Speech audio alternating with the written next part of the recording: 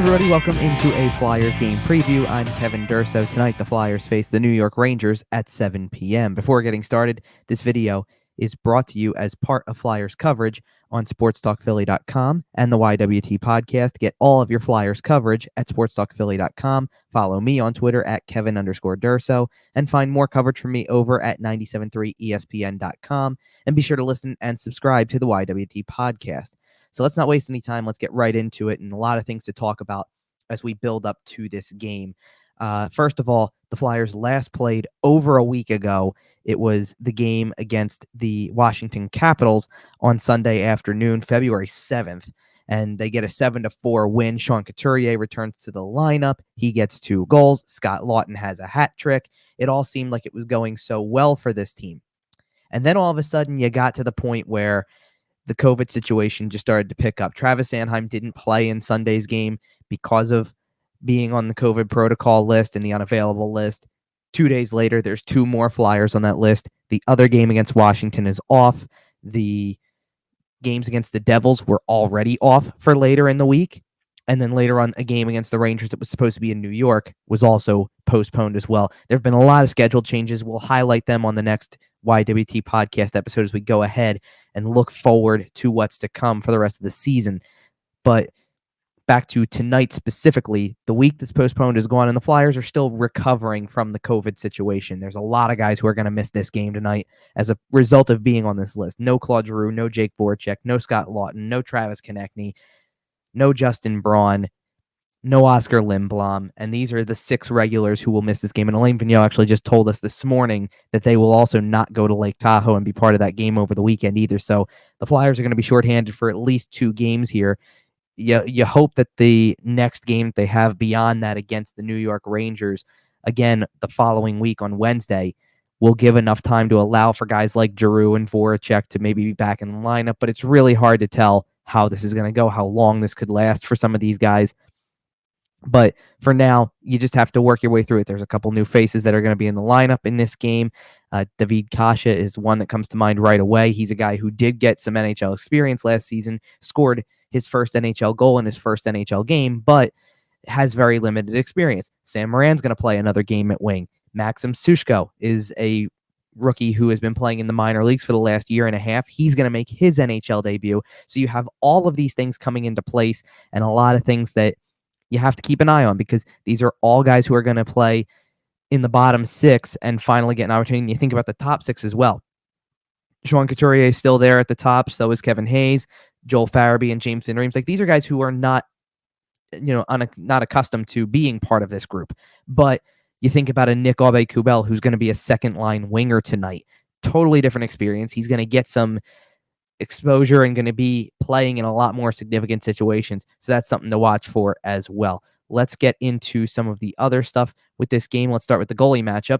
And this is really an area where there's no surprise. The Flyers do have both of their regular goalies available to them. They were not part of the COVID list at all. So they will probably get at the bulk of the starts here, as is typical of this part of the season. Carter Hart's the one who gets the start in this game. You see Carter Hart with the 9 games played. He's still stuck on that number, 5-2-2 record, but the goals against and the save percentage are not reflective of what we've seen typically from Carter Hart. So this is the first opportunity for him to bounce back, to continue to keep going, and we'll see where he goes from there. On the other side, no formal announcement of who the goalie is for the Rangers.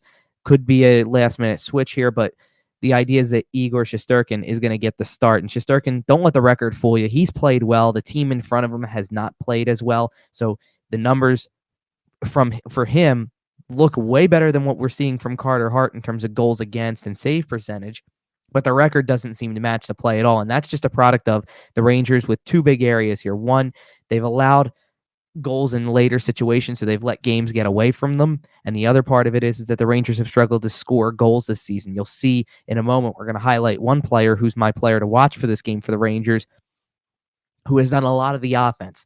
And then the rest of the team, you've got guys who are sitting on a very small number of points. One of the guys who it's really a surprise is Mika Zibanejad. Here's a guy who over the years has killed the Flyers, has hurt the rest of the league with goal scoring and things like that. He's got 3 points in 14 games. That's very unlike him, and that's a product of how the Rangers are struggling to get goals and to be in games in that way.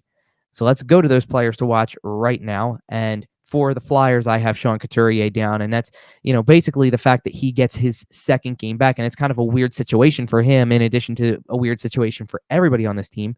You see Sean Couturier coming back into the lineup and having a very strong game, his first 2 goals of the season. And he has 2 assists as well to go along with it during part of the season. So he's right there, and he's got a lot of good things going for him, but he's only realistically played in 2 games this season. He has 3 to his credit, but that one game was 45 seconds of ice time. It's not really much he can do in that time. So this is going to be basically his 3rd game of the season, and it's his 2nd game back from this injury he suffered. And on one hand, this last little bit of time off has only helped him. The Flyers haven't played a game in 10 days, and that's 10 more days of recovery time for him, so he should be really ready to go.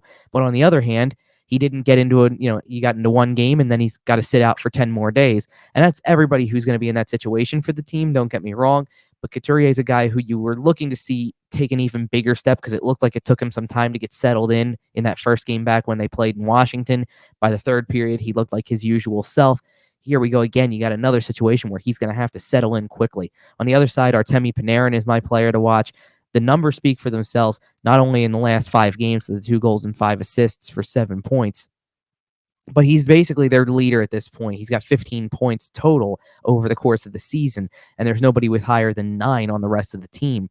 And that's not a knock on anybody else on the team. That's the type of play that Panarin can give you, but you're looking for more from a lot of other guys, and Panarin's absence in the last 2 games certainly hurt the Rangers in terms of being able to try to create opportunities and to get into scoring position.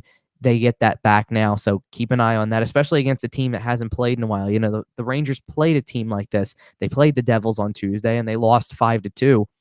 And it shows that whatever you have to do to return from this stretch of time off, to return from having a lot of guys out on that COVID list, it can be done, that you can come back and put together a solid effort, do the small and simple things, and find a way to win. That is the Flyers' challenge in this game. It's going to be trying to come back from this and trying to come back stronger than you were before. You got to remember something else about the Flyers right now when it comes to this situation. Yes, they had a lot of players on the COVID list. Yes, they will still be dealing with this. They're going to be shorthanded for a while, but they don't have to play that many games in this time to try to make do until they can get those guys back. They're playing a game tonight, their first in 10 days, and you're going to give a lot of guys who have had some time, like I go back to David Kasha again. Kasha's played over the course of the last 10 days. He was just playing in a game on Sunday.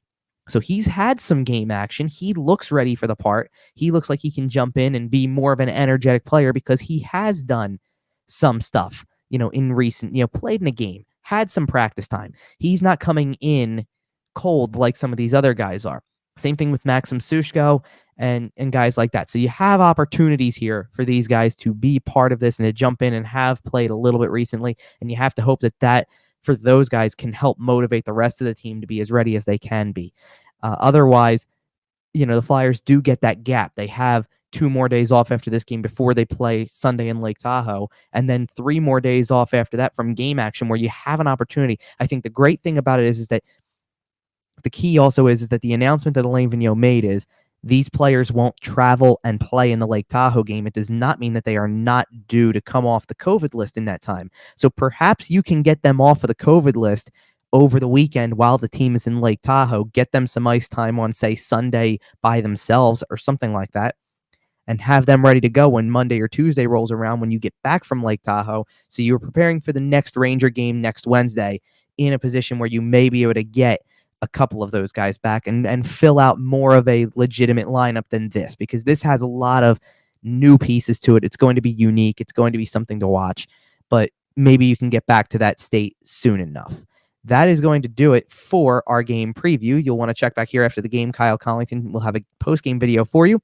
I'll next be with you on a preview video ahead of the Sunday game in Lake Tahoe against the Boston Bruins. Until then, you can catch up with the latest episode of the YWT podcast. Just a reminder, as long as everything still holds with that Lake Tahoe game, and it appears it will, we're going to be going live after the game with the new episode of the YWT podcast. We will be broadcasting it live, so you can watch it in the moment. We'll be reacting to that game. We'll be reacting to tonight's game. We will also be breaking down what lies ahead. So once again, be sure to subscribe to the YWT podcast on YouTube to be notified of everything. Our previews, our recaps, when we do go live for that game for that podcast after the game on Sunday. Be sure to follow along during tonight's game as well. I'll have coverage for you over on Twitter at Kevin_Durso. Game updates are over at Flyerdelphia on Twitter. You can also check out my game preview before the game and my post-game recap and 5 takeaways over at sportstalkphilly.com and 97.3 ESPN.com after the game. So with that, enjoy the game tonight, everybody. The first one in a long time, and we'll see you next time for the next Flyers game preview.